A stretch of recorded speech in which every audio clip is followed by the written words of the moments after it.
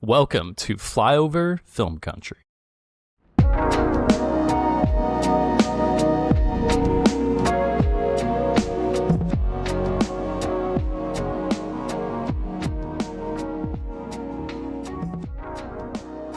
Welcome back. I'm Isaac Sims, joined by Olivia Clement and Walker Walthall.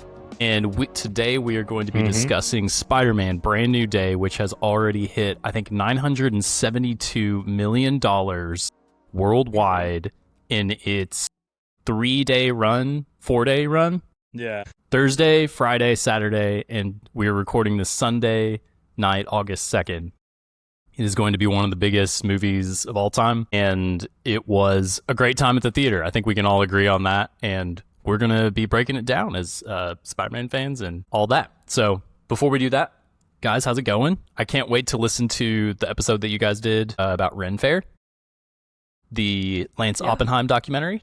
Yeah. How'd it go? It was great. We had a great time. Yeah. It was a lot of fun. Like a quarter of the way in, I was like, how are we going to do an hour? How are we going to make it to an hour? And we went over. So it was awesome. Sweet. Has that episode come out yet? I don't think so. Okay, cool. Maybe we can get it up after we finish recording this. What are you guys drinking tonight? I'm drinking an Outlaw Light, a big guy. Ooh. Yeah, I've got a pineapple long drink, 0 sugar. Ooh, So- the pineapple ones are like, I like Real the good. pineapple one. Yeah. I was literally rushing to get here because I will wake up at 4 a.m. tomorrow to head to Spider-Man's hometown, New York City. So I have absolutely nothing to drink. That's tough. Isaac left to go get you a drink. Yeah, I appreciate that, Isaac. this is a Bluey toy that just randomly went off for some reason. Oh, dude, on Ghost Adventures, they would be like, that means there's a ghost. They literally set up like cat toys, and they're like, if this laser goes off on this cat toy, that means a ghost is touching this. Do you? It's pretty I awesome. want to get into Spider-Man, but on that note, can I tell you guys a story that happened to me like 4 days ago? Please. 5 days ago. Yeah. I've been working like crazy trying to get this report document done, and I'm just like working evenings, working early mornings. We have a terrible night of sleep, like Tuesday night, I think. It was Tuesday night. Barely sleep. I had worked until 1 o'clock that morning and then slept like 2.5 hours. The girls are screaming, I wake up at 4:30. I'm like, I'm just going to work until I have to go to work because I got to get this done. And I'm up here sitting right here, and it is like 6:15. The house is completely silent, and I'm just like working, cranking away. And I hear, hello, and I scream and go, what the fuck? And like turn around. It comes from like, the back rooms behind me, back there. And I register, like my brain is like, there's a ghost here. There's a demon. Like you are going to die. And then my brain says, no, that's the Miss Rachel toy with the karaoke Miss Rachel toy with the microphone. And I turn around. And I go in there, and I see our black cat looking up at me like this. And I go, what the fuck? And I like turn it off and set it aside. He had clearly stepped on it. This Bluey toy, this is a bubble blower.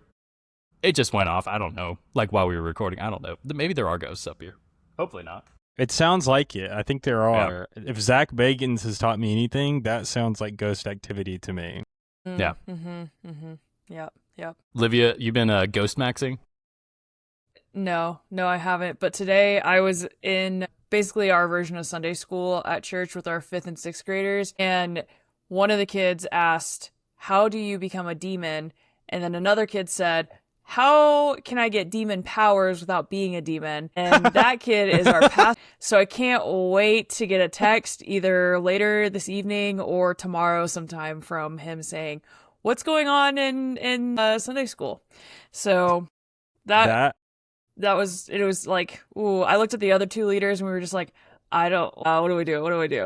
I would have said that is so well, funny. you make a deal with the devil. I mean, you can't have powers unless you do become a demon. And usually to do that, you may have to make a deal with the devil, but it's not all bad. You ever heard of Ghost Rider? Like, pretty dope. You gotta go down to That's Georgia. Ryan Gosling now. Yeah. You gotta go down to Georgia, and that's what you gotta do. I used to teach children's church when I was like in college at church, and I remember specifically one day I don't remember what Bible story we were talking about, but it's like the middle of the summer. So we're not talking about Jesus being born because, you only do that in December, obviously. Obviously. And I was like, okay, I talked about this Bible story. Does anyone have any questions? Kid raises his hand, and we're talking like the oldest kids in here are like in 3rd grade. Like Amazing. we're really young. And a kid goes, how are God and Joseph, Jesus' dad, at the same time? And I was like, well, I never thought about how hard this is to explain to children who Sure, don't know yeah. what sex is. Yeah. And I can't yeah. talk to them about that. So I start trying to explain it. And then one of them goes, I get it. Joseph is God. And I was like, whoa, okay, wait. No, that's not what I'm saying. And then a kid says the smartest thing I've ever heard a kid say. And they go, oh, I get it. Joseph is like Jesus's stepdad. And I was like, you got it, dude. Yeah. You got it. kinda. Hilarious. Speaking of God, let's talk about Spider-Man: Brand New Day. I didn't have a good segue into that. I'm just trying. I'm just saying stuff. Hey, I'm just riffing. Speaking of God, there are gods in the MCU that also Spider-Man is in. So I just want to formally welcome Teddy to the show. Yeah, he's Hello, making an Teddy. appearance. He was meowing at the door. Yeah. I would have gone for, speaking of God, I feel God in this Chili's. That's a reference to The Office that had really good Chili's product placement. You know what else has a lot of product placement? Oh my Spider-Man Brand New Day. nice. That's a good one Yeah. too. That's a I've good never one, seen too. so much Sony product placement. Or product placement in general since that one scene in Wayne's World. It's just so sad when people just sell out. There's a lot of product, specifically Sony product placement in Yeah. the Spider-Verse movies. Yeah. So, but Sure. Sony loves Sony. Sony loves Sony. Anyway, Spider-Man. Well, Spider-Man, Brand New Day. This is number 4. This is officially the most feature films anyone has ever played Spider-Man. So Tom Holland is kind of both this generation's Spider-Man and the longest running Spider-Man, including all of his other appearances in other Avengers movies and Marvel MCU characters. So hold on. Does Yeah. that make him the LeBron James of Spider-Man? Ooh, He's he's going to Philly. Spider-Man's going to Philly. I knew Walker was gonna like that one. Yeah. Well, I like Spider-Man and don't like LeBron James, so... Hey, you know who would never say anything bad about the city of Memphis? Peter Parker. Peter Parker. That's absolutely true. Peter Parker would love Memphis and never say Be like, anything they're bad such about nice it. people. I love this barbecue. Oh, Have man. you ever been to Rendezvous? It's awesome. That was such a good pull, Isaac. Oh That my was gosh, really good. I hadn't thought about that in a long time. I'm not kidding. I think about it every time I see LeBron James like on Good. That's talk what shows and stuff. that's I'm what- like, that motherfucker. everyone who... He's Anytime degraded. you see LeBron One of the great James... historical cities of the South. Yes, anytime you see LeBron James trying to play his benevolent, like, billionaire, like, role that he tries to We play... know it's not true. Just remember, he shit-talked one of the most historically important cities in the South that is a cultural hub. It is a beautiful city that has a lot of amazing people, amazing food, amazing art, amazing culture. And LeBron James doesn't like it because he has to stay at a freaking Hilton 2 times a year. Like, I could go for hours about this. This is now a LeBron hating podcast. That's all we're doing. I don't now. hate him. It's just what I think about. Like, I'm like, okay, well now he's and I know he like doesn't have any allegiance to anything except himself because it's like, okay, he's done in LA. He wants to go somewhere else. He wants to live in Philadelphia for a while. Like, he has the Here's right the to thing, do that. Isaac. He's not living in Philly. Oh, he's not? He's going to live in Manhattan and take helicopters to Philly Yeah. to get See, to the that should be games. illegal. You I should think we have to like reside in the city. I think we should just no longer allow specifically basketball players, current or former, to fly in a helicopter. I think we've learned our That's- lesson. yeah. So Or musicians. Musicians can no longer fly in them either. yeah.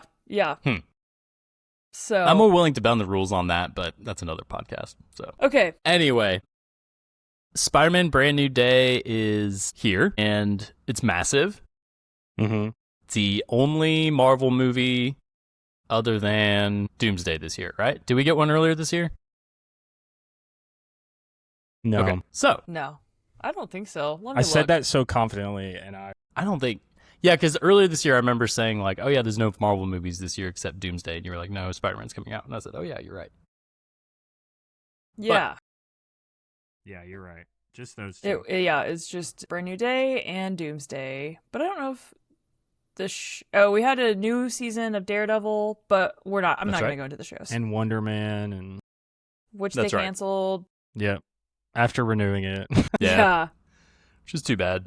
Yeah, had some pretty good TV. I liked what I saw of Wonder Man. I pretty well liked Daredevil Born Again Season 2.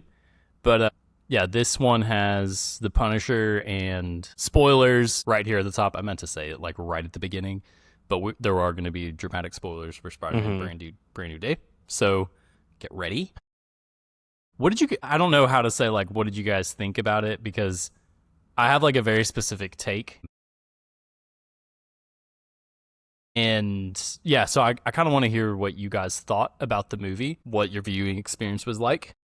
Mm-hmm. My viewing experience was awesome. I'll tell you all about it. But yeah, what did you guys think about your viewing experience and the Spider-Man Brand New Day? Well, I got a free pin out of it, so I was really excited Nice. about that. Okay, did Walker get a free pen too, or was that? Yeah. Okay. I did. Yeah. So My boy Frazier gave it to me. Where did y'all The see it at Cinemark in AMC? Conway. Cinemark in Conway. Okay. Yeah, I saw it at AMC Quell Springs. So saw it in Dolby at 8:45 a.m. and it was Nice. sold out. Like I think the only two like the two front rows were the only seats that were open, and I don't know. Part of me wonders if they don't like actually let people buy those seats, because so often if I'm at a big showing like that, those seats are open, which I think is odd. So Yeah. anyway, but yeah, it was sold out, and it was like mostly adults, except for someone did bring a baby who I feel like started this always crying. happens to you. I Yeah. know. I don't know what the deal is. And so movie theater etiquette has really gone out the window. Yeah. And I say that as if that's only something that's happened in the last like few years, where people will bring small children or babies. But I remember, man, it was a bit, I can't remember which movie it was, but it was like either like a Twilight movie or a Pirates of the Caribbean movie, which are very different vibes, obviously. But it was Same like era. when I was in middle school. Yeah, it's the same era, and so I can't remember which one it was. But I remember it was like I think it was Pirates of the Caribbean. It was like a midnight showing, and someone had brought a baby, and I remember looking at my mom and being like, "Why is there a baby here?" She goes, "I don't know. I don't even want to be here this late. Why Yeah. would you bring a baby in here?" So anyway, but it was great. I went with a couple of friends, and we had a good time. So I also had a great time. I went with Savannah Saturday at like noon. Absolutely sold out. You know, we saw it in XD, which is Cinemark's bigger screen, basically. And yeah, we had a lot of fun. Again, same thing as Odyssey. There were so many huge groups of people. Like there was a group of probably 12 middle school boys with 2 like adult women with them, and like it was like the women are like directing traffic, telling them where to sit because they're like on 3 different rows, and it oh was my like, gosh, hey, God bless those women. God bless God's those strong women. as soldiers right there. Yeah. And then it's funny though, as the trailers go on, which by the way, if I have to see that trailer for the movie that's about like the purge, but it's about having sex, if I have to see that trailer one more time, I might like, I don't know, blow the movie theater up or something, because I'm so sick of seeing it. My mouth is full of Cheetos, but I have no problem watching that trailer like every time it comes on. I'm so sick of it. I'm so over it. I feel like it's been on for 6 months at this Well, point. it's Yeah, coming they've out been this- pushing it this hard, but weekend, it's not so- like that annoying. I don't know. I think it's kind of annoying. Weird take. Weird take, Walker.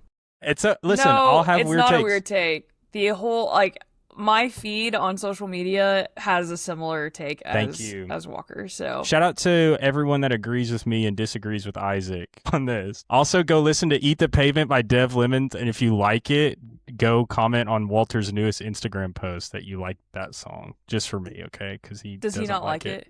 No, I posted on my story as my number. I do like my top 5 favorite Yeah, songs lately yeah. every once in a while.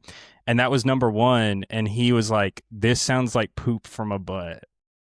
And so then like we had this whole long thing about it and came to the conclusion that he's just old and that's why he doesn't like it. So. He doesn't like anything that is like slightly pop. Like Not enough. He's like, not enough yelling. They're not angry enough.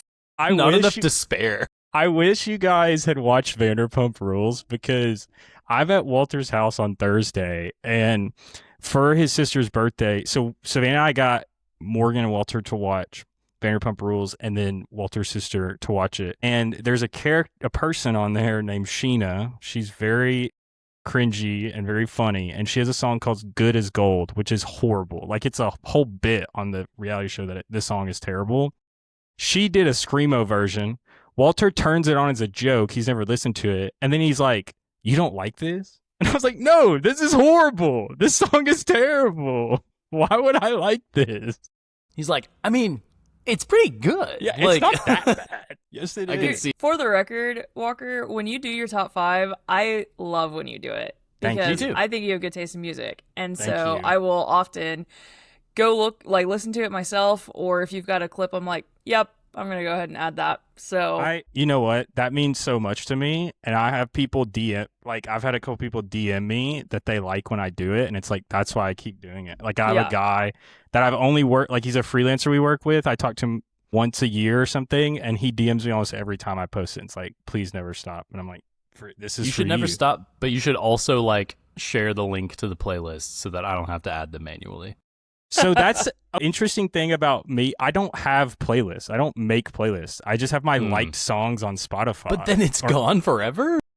No, I mean, well, I go through my liked songs. I'm like, oh, I want to listen to this, and I'll go find it.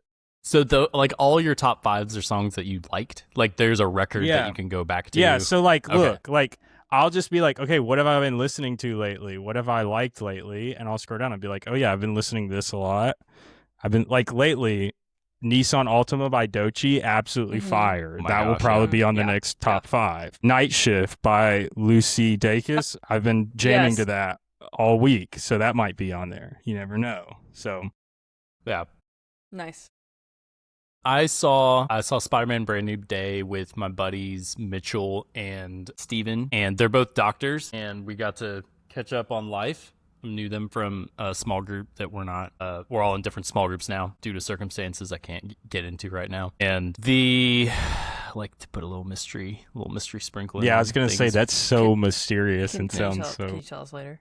I'll tell you guys off mic. Okay, great. Yeah. But we were gonna go to Local Lime, which is right across from the AMC Chanel 9 in I West miss Little Rock. Local Lime. Man, yeah, Local Lime's awesome. We did not go though because Spider-Man Brand New Day was coming out and it's summer, and so like So everyone was like, yep, let's We're go gonna to Local Lime. yep, Yeah. all the frat guys and sorority gals were there. So we went to Cantina Cinco de Mayo, which is like up the hill, and I had 2 24-ounce Dos Equis sandbars Nice. and tacos, and it was amazing. That's a night right there. We all rode over there. I made bags of candy for everyone with Nerds Gummy Clusters, That's so Sour Patch sweet. Watermelon, and Sour Gummy Skittles. Sour Skittle or Gummy Skittles now are like my new go-to candy. Ooh. Okay. Good stuff. And then, so we just had a great time watching the movie. Did not see it in IMAX, saw it in 3D. I don't like 3D. I'm going to avoid 3D from now on. Mm-hmm.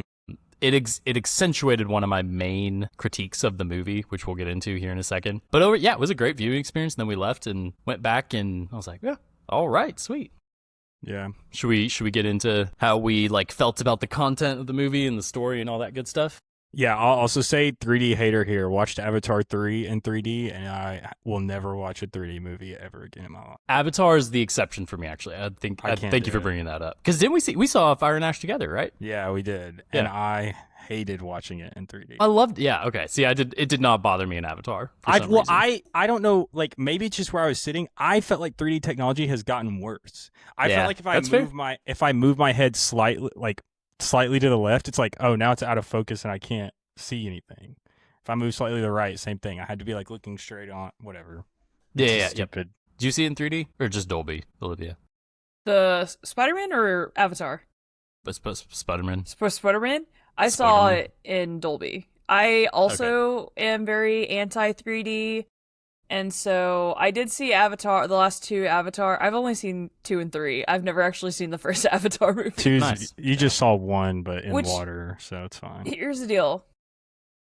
I think all the Avatar movies are the exact same. They really are. They are. So They pretty much are.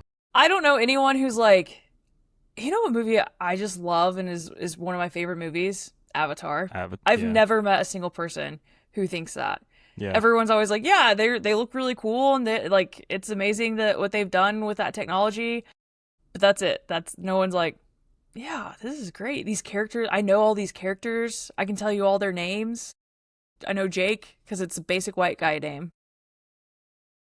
There's a one of the editors for The Ringer and The Watch, Chris Ryan, has a famous take, and you can go find it, where he like rants about James Cameron wasting like 20 years of his life. He's like, this is one of our generation's best filmmakers, and he has spent 20 years, his prime years, developing a technology that is really good on stories that are extremely mediocre. And it's like, it's a really good take. It's a really good take, but it's exactly what you reminded me of, Olivia. So Yeah. Anyway, All right, who's going first? Not everyone at once. I'll go. We already gave you a spoiler warning, so don't come yelling at us if you're mad. Jean Grey is the character that Sadie Sink is playing, as was heavily hinted at in the trailers and promos. And Jean Grey, I don't care who you are. I don't care what character you are. If you should not have more than like unless you are a primary antagonist to Spider-Man, you should not occupy like 35 to 40 minutes of the movie. And that's my number one critique of the movie. I think Sadie Sink is good. I think that she does exactly what she can with the writing that's given to her. Mm-hmm. The exposition is not good. She doesn't get enough time to develop. The timeline of like everything that happens with her story, which I think we'll get into, is extremely fuzzy. And I was just really frustrated that we got another, it's not really her fault, she's being controlled. This extremely powerful person is getting controlled by a government entity, which we got in Captain America Brave New World last year. And it really weighs down all of the other positive things about the movie for me. The second thing that really bothered me about Spider-Man Brand New Day, I'm coming out swinging with the negatives, so because I want to hear what you guys think about the positives, because I do like think highly about the positives of this movie. This movie is gray as hell. Like, I kept thinking Spider-Man Gray New Day, because Homecoming is like, yeah, that's CGI, but like at least they tried to make it look like there was sunlight.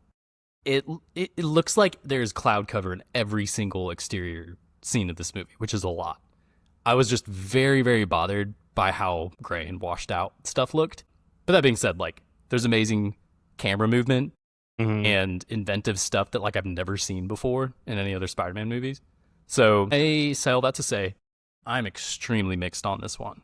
I think we get like an amazing Peter Parker story, like the actual, okay, this is Peter Parker as he's supposed to be, trying to figure out how to be Spider-Man and be himself. And that's really like what the story is about. But the imbalance of Jean Grey's character not being a true villain, and also like not really being allowed to have as much time as she deserves as like a primary X-Men character, and also not like really deserving to have that spot as like a character that's never really interacted, as far as I can tell, with Spider-Man in the comics, makes this a pretty mixed bag for me, like despite all of the awesome little treasures that you can find throughout. So that's kind of my thoughts starting out. Well, I don't know how much Spider-Man and Jean Grey specifically interact, but Spider-Man, I think, does work with the X-Men a decent amount. So that's my pushback against that. But I mean, I don't know. I wasn't really bothered by how kind of gray it was. One, because it's just kind of one of the things I come to expect from Marvel is a lack of color most of the time. And while, we can look at the previous Spider-Man movies, of the first three, there's way more color. I also wonder if it was more of a like purposeful stylistic choice, because I wonder if it's like supposed to reflect how depressed Peter is. Mm-hmm. And I don't know. Boy, is he depressed. And boy, is he depressed. He is sad guy. So sad guy. He's Yeah. Yeah. Talking specifically about that, I think I agree with you.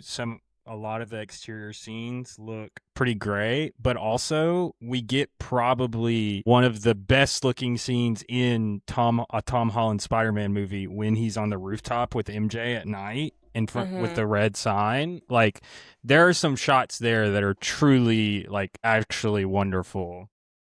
And so it's kind of a mixed bag, I think, in that sense in color. I also kind of really the only issues I had to this movie also revolve around Jean Grey. I think the first thing is the amount of effort that Marvel went into to keep this character secret for it to be who we all knew it was going to be was a little bit of a letdown. I think that it really seemed like it was going to be someone out of left field or someone like that just no one expected. And then it was just who everyone knew. Like, they cast Sadie Sink, who has red hair, and we haven't seen yet Jean Grey. And everyone's like, yeah, that's who it is. And they just like went to such an effort to keep this secret and made a big deal about that. And then it was like, the reveal of it also was not. There was no moment. It was just like, oh, her name's Jean it's a Grey. classified document. Yeah, that they show you, like Jean Elaine Grey. Is that Jean Grey? Is that Jean Grey? That's the new Dean Cain. Yeah, literally. So I think there was some issue. I mean, and I love Spider-Man. I would have absolutely loved for this movie to kind of totally focus on him. Like, I agree with you in that way too, Isaac, a little bit, where I think Jean is a super interesting character that I'm excited is now a part of the MCU and is going to be a part of it in the future. But it's like, I would have loved to have gotten more time with Peter and Spider-Man that we didn't get because we needed to explore Jean's story. So I definitely agree with you on some of those points, but then there's a lot of stuff about this movie that I love too. Yeah. I mean, I think you make a good point. I personally just don't care. Like, I don't care that people are pissed that we have yet another. She had a really hard life. I mean, So what? That, first of all, that's all of the X-Men. Yeah, that's all kind of the X-Men are basically an allegory for the civil rights movement. Yeah. So like, right. I mean, if we're gonna talk about like flawed characters, they're really flawed, and we seem to be okay with like the fact that Tony Stark and Bruce Banner developed Ultron. No one ever seems to bring up that as like, hey, that was not cool of them, right? Like, no one hangs on to those things. You should come teach at our college. Yeah, come teach in our school. But war crimes? Never didn't hear about that. Fine, it's cool. But, I wonder, too, if part of it, and this is kind of what happens in the comics a little bit, is like, because characters like Wanda or Jean Grey or like other X-Men have these mutations and not things that like happened to them, or they like created a super suit or whatever because they were like actually born with their powers, they are viewed differently, right? And so there's part of that as well. So I don't know. I'm not bothered by that as much as I think. I'm not really bothered by it at all, but I think I've seen a lot of discourse around that as well. So those are my thoughts on those negatives. So, but I do agree. Like, I would have preferred, I think, for it to be more focused on Peter, because the whole cast and the director all were talking about this is a very grounded Spider-Man movie. Like, they all were saying that, and obviously they couldn't be like, And we're introducing Jean Grey because Marvel was like, we have to keep this a secret, even though we cast a very popular redheaded actress that, Yeah. you know, there are only so many redheaded characters in Marvel comics, right? That they're actually going to be willing to like put on screen. So Wanda's one of them, and then there's Jean Grey. Yeah. So, and unless we get like a redheaded MJ, but it's a really interesting choice to me to talk about how grounded the movie is, and then the ending of it involves someone using their telepathic powers where they can take over people's bodies to breathe for them until they can heal. yeah. So they live. Yeah. It's really grounded, guys. Really, really grounded. But I don't know if I care that much that superhero movies are grounded. Like, I think, I think that has been the issue since the Nolan Batman movies and, like, a movie like Logan. People are like, this is what they should all be like. And it's like, I don't know, guys. They're running around in tights and they're calling each other by their made-up names, like Doctor Strange. So I've been loving all the viral clip of Batman saying, "I'll look into it." When you could put any when the cashier asks why I'm buying binoculars. Yeah, that was really good. That was a really good one. But yeah, I don't like it. I personally, I want Spider-Man to be in a good movie. Like that's like my number one goal. As like as a movie fan, as a Spider-Man movie fan first, because I didn't read the comics growing up. I think Walter has read more comics than I have, and I think you have a Comixology account, Olivia, so you probably have read more than I have as well. I don't know if that's actually true, but I don't know how many you've read. But I did read some Spider Noir comics after the show came out earlier this year, which was fun. So, but anyway. But that's my whole thing about, like, I never felt this frustration and angst that, Tom Holland's Spider-Man has been, just piggybacked with other MCU stuff. And it's like, yeah, that's true. But then you look at his trilogy before this one, and they like, they're where characters are inserted, you can tell it's inserted, but like Spider-Man Brand New Day, this is the most egregious example of that, where it's like, it is clear that Jean Grey just like does not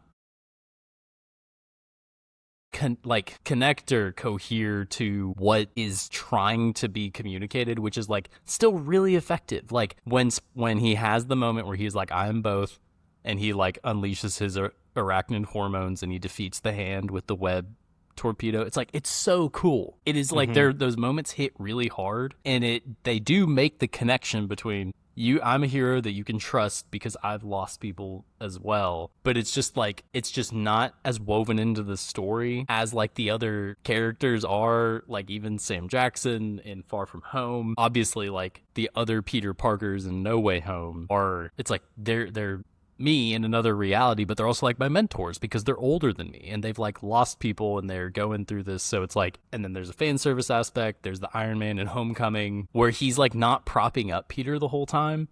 And that makes his absence. And I've like talked about this moment so much when we talk about Spider-Man. The moment in Homecoming where Vulture collapses like all of the concrete on top of him and leaves him for dead. Iron Man's absence in that moment is like so palpable, and it like leaves Tom Holland's like Peter Parker / Spider-Man gasping for air and like truly panicked as something I will always remember, because he is actually alone in that moment.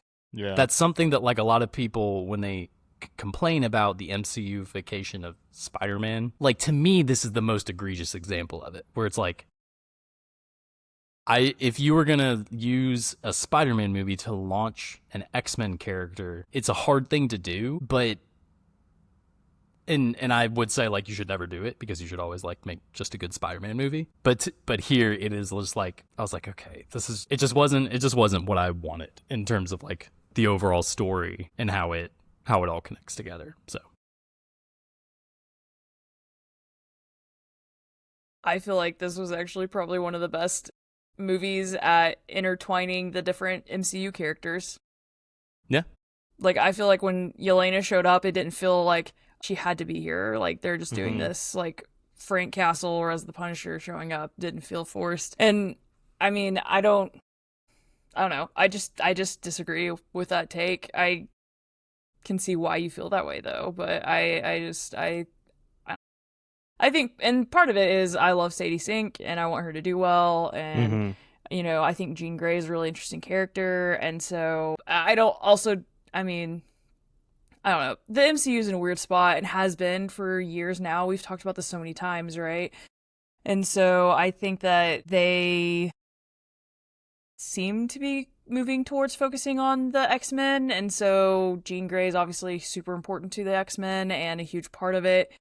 So, but also Marvel is like, I don't know, dismissing lots of other characters that they act like are big important characters, like Sam Wilson. And so, you know, like, it just, I don't know, they're in a weird spot.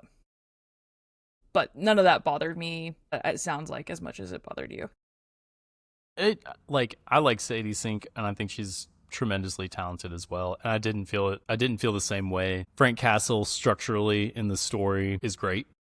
He and Tom Holland have awesome chemistry, and although I have quibbles with like how far, like when you look through the scope when he goes to shoot Jean Grey in the final act, you can see how far he can see, and there's no way that he could have made that shot. Like, I have quibbles with that, but like I don't watch movies that way. I just noticed it because it's like really obvious. And then like Yelena showing up, I was like, this is fun, this is cool, this makes sense. It really is just structurally I just have a lot of problems with how they integrated Jean Grey into the story as a villain, not villain. So, but yeah. I think I sit closer to probably Olivia on this, that I did enjoy, as like I said, as much as I would have loved to spend more time with Spider-Man, that's just, again, and like my problem doesn't lie necessarily with the story and the way they did it. It's more with, if you're telling me, like, it's lame when you're the director saying, oh, this is super grounded, and it's not. Like, just don't lie. Like, I don't think that serves no purpose, really. I think in my mind, where it's like, it wasn't like, oh, well, we're going to subvert your expectations because in all the press, I'm going to say it's super grounded, and then it's not. Like, just don't say that. Because then it's like, sets my expectations somewhere that then aren't met. I'm just like, well, that's weird. Why did they do that? Yeah. But I like Jean. I thought she's cool. I think like it's been, I'm glad, I honestly was glad to see our boy Hulk like in his kind of true form again, because it's kind of like, for a while it's felt like the Hulk issue was just like, oh, like he's all good now, guys. He's always mad. So like he's chill. Like it's fine. It's like, okay now. That doesn't bother him at all. Yeah. It's like, no, the rage monster, he's just always mad. So he's got it under control. So it was cool. And I like to kind of like seeing the size difference too, between like when he was still kind of like Banner Hulk the first time, and then he like goes back and he's like, I mean, maybe 3 times. The second time. Peter goes, I didn't know you could get that big. I didn't know you could get that. Well, I told Savannah after the movies, I have not read like hardly any comics. I just have like looked stuff up about him. And so one time I went on like this deep dive of like Hulk and where he's at, like what he was like in the comics. And then like in the comics, it's like the madder he gets, the bigger he gets, right? So there is like a comic where Hulk got so mad and he was so big that he punched a planet and it exploded. And so I'm like imagining that being, I want to see them do that. That's canonical in MCU, that the madder he is. So I'm like, what has to happen to get Mark Ruffalo mad enough to punch a planet and it explode? Yeah. I want that to happen. I don't know what it is. I can tell you what it is for Mark Ruffalo, but I don't know if I can tell you what it is for Bruce Banner. Yeah. So you just get Mark Ruffalo talking about the current state of the United States Donald government, Trump. Donald Trump, any of that, he'll Hulk out. So I'm done, like, you know, taking a shit on the movie. I loved the fight scenes, and I loved the way that Daniel Destin Cretton the director was like, we are going to show some like new stuff in the way that like Tom Holland's swinging on the webs, we're swinging them on real ropes. They're really cool behind the scenes stuff of how they did that. They have him fight, like the way the camera's following him as he's doing true acrobatic feats. Yeah. Webbing, like attacking people, webbing them up, you know, dismantling their powers and just all that stuff. I was like I was having the most fun whenever he's fighting or like in action. Just like absolutely thrilling. Like the scene with the Hulk getting hit out the window and the camera's like following him first person as he swings back into the, like, I was like, I've never seen this as Spider-Man. This is so cool. Like I want him to make another Spider-Man movie for sure. If they just 100%. Let him keep doing this stuff, it's like the most inventive way that you're following him when he's in action. I think like since Amazing Spider-Man did it really well too. I was gonna say I think Garfield's Spider-Man movies did that really well. And the way that just like Sam Raimi moves the camera generally is really impressive in the Raimi movies, but in terms of like the agility and acrobatics of the Mark Webb movies, like this is the most impressive and like new sort of perspective that we get to see of him in action. Yeah. Another great example of people watching a trailer and thinking that they know everything and already complaining about the movie happened with this movie with the shot inside of Spider-Man's mask. And it's like it was actually used probably 3 or 4 times in the movie and is like very important to the plot. Like his eyes in this movie are important because of the arachnid hormones and things like that. And so it's just like I get it was so frustrating. It's like this is a cool shot. It's important to the story of the movie, and like again, we have nerds on the internet complaining that a camera couldn't fit inside of Spider-Man's mask. There's not enough space there. So but also, did you see the way that they shot that? It wasn't CGI. It wasn't CGI. It was like they actually like I don't even know how to describe how they did it. I'd have to go find. They did get it in the mask. They did get it in the mask, but it was a much more practical shot than people were originally saying it. Awesome. Like, they were like, this is just CGI, but it's like a practical shot, which is really cool. I would love to talk about. We get a couple of different Spidey looks in this movie, and I would love to talk about those because honestly, I wish we saw it more. One of my favorite Spider-Man looks ever in a movie is in this movie. And it is 100% when he's wearing the puffer vest and the beanie fighting in the snow. It's like 5 seconds on screen. And I was like, they should have had that the whole movie. That would have been awesome. I thought you were about to say him in the shirtless with the mask on. Now that's also awesome. Yeah. Shirtless That's with the also mask, really good. With his feet floating up in the... That was when his feet just pop up and she's like, what are you doing? And he's like, oh, sorry. I love how like I wish that that scene had gone on for a couple more minutes where he was just like clearly like not able to focus because of how buoyant the water is. Like I was like, this is really good. I like this. Yeah. No, I thought he and Yelena played off each other really well in that scene. So, but it was really funny. Well, and some of those looks like the one where he's just got a mask on and the one with the puffer vest, those are also in the comics. They're also in the Insomniac Spider-Man. Like those are suits you can unlock in those games, which is like super fun. And so I'm hoping. Oh, go ahead. Sorry. I was gonna say, so what I'm hoping, I don't know if you guys have you guys played the Miles Morales Spider-Man game? Yeah. Okay. So one of the suits, Walker, you're gonna like this one. Have you seen anything about the suits in? No. Okay. So in one of the suits. Do you remember what it's that, called? I'll look it up, Olivia. I think it's called Bodega Cat. Like the Bodega Cat suit. And so he like has a hoodie on that has like it's red and it's got like a Spider-Man, like a spider logo on it, and then he's got a backpack on, and there's a cat that belongs to a local bodega owner whose name is also Spider-Man, and so he has a little mask on as well, which is super fun. And so there he is. Yeah. And so when you do like a finisher move, sometimes if you've got that suit on, the cat will like pounce on the bad guy too, and it's amazing. We It's need so that. cool. And the cat is an orange tabby too. So Yeah, let's see yeah. that. It's like it is literally like Teddy. It's Teddy. Is Yeah. Teddy Spider Cat? I've never seen Spider Cat and Teddy in the same room. So Yeah. Man, I love the bodega cat suit. It's so awesome. It's one of my it might be my favorite suit. yeah, So it's so good. anyway, but yes, I thought that was cool about the suits as well. Yep. I like the organic web shooter stuff. Mm-hmm.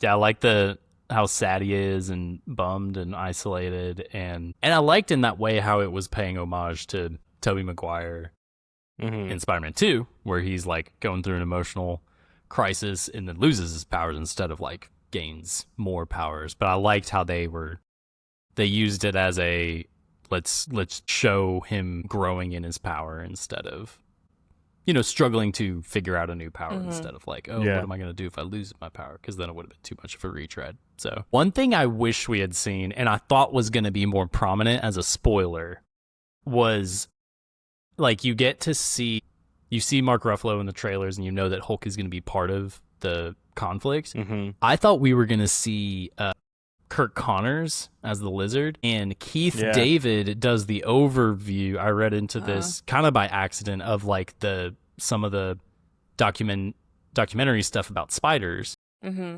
Yeah. I thought we were going to see him appear as a villain, and I thought it was going to be like, oh my gosh, that's the Lizard, and I thought he was going to be like at least a little bit more involved in it, but we don't even get to see Keith David. I love Keith David. So Yeah, anyway, he's great. that was just like oh man, I kind of wish we had seen that. So I kind of wish we would have seen the hand a little bit more because Yeah. they were kind of like they were very much seemed like they were going to be kind of the main bad or working for the main bad as they like promoted it in the trailers, and I guess technically they were working for the main bad, which is the government, but which is always the main bad, am I right? And so, but yeah, I think it would have been cool to see them explored more, especially because that organization is involved in so many different New York-based superheroes stories. So that was another minor complaint I had. But I want to go back to the camera shots. Because again, we were talking about how practical it is, and that's really cool. Some of it did feel like I was almost, and I mean this in a compliment way, I don't mean this as a derogatory, because I have made this comparison for other movies where it was like, this was not good. Yeah. But some of it did feel like I was like watching almost like the Spider-Man Insomniac games. Like those were really, really cool shots. And the way that it followed, there was one when he was fighting the hand towards the end of the movie, and he jumps up onto the ceiling and the camera goes with him. That scene was awesome. That shot was so cool. I just needed to talk about how cool that shot was. Yeah. I mean, that whole scene and that whole sequence is so awesome. I agree. The hand is so sick, and like their style of fighting all together was so cool to watch on screen. And so it's like I could have watched 20 more minutes of them fighting Spider-Man. It was so great. And I think I could have seen more Scorpion. I would have loved to seen Tombstone more as well. I know literally nothing about him, but he just seems one single interesting. Shot. Yeah. So it would have been cool to see those villains explored a little bit more, or like even just like on screen, not even explored, just like seeing him fight them maybe over and over in the like, here's what's been going on for the past 4 years, a recap. So, but whatever. We didn't make the movie. We didn't. And they didn't ask us. Which is rude. Yeah. So rude. What else? Apparently, this is kind of interesting. I don't know the name of the actress who played Sarah Gray, but Sarah Gray, the actress, is 16 and Sadie Sink is 23, and I thought that was good casting, but also really funny and ironic. Her name is Olivia Booth Ford. So shout out to Olivia. Did her ancestor kill Lincoln? Oh, I didn't even think about That's that. what I thought of. Yeah. So I was too busy focused on the fact that we have the same first name. So Live dog. Live dog. Here's a question while we vamp and wait for Walter to get in here. What would the movie have been better if it was Murdoch instead of Frank Castle.